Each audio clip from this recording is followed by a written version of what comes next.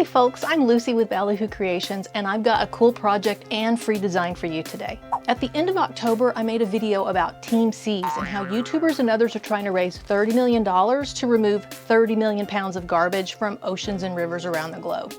And I gave you tips for reducing waste with our machine embroidery and sewing in that video. I'll link to that video in the description box in case you missed it.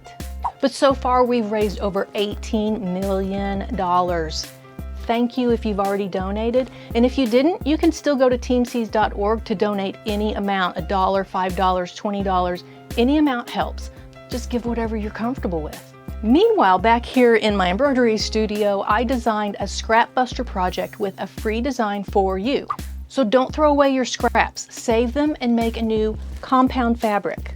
It's easy, watch. The design will give you a placement guide on your stabilizer or backing fabric. Then arrange your scraps any way you want. It works better if your scraps are pressed flat. You might need a soluble topper over it.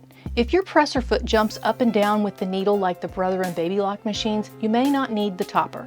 But if it glides over like the Husqvarna Viking machines, the topper will keep that presser foot from plowing all the bits around.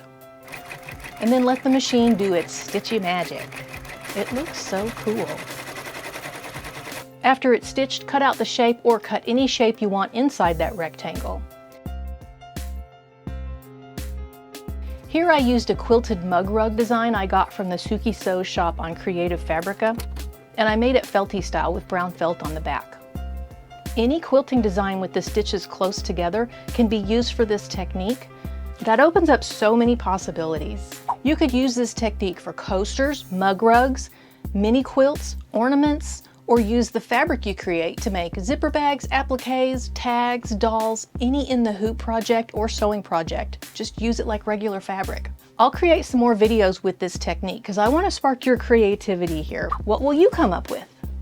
I stitched 5 of these together and then sewed them together with some vintage linen and lace to make a holiday table runner. And then I created some more to wrap around these tall glass candles from Dollar Tree. I am loving this scrappy look.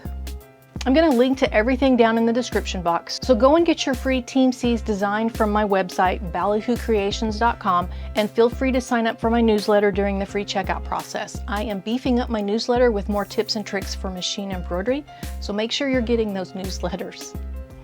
And please go to teamseas.org and make a donation to help clean up our lovely planet.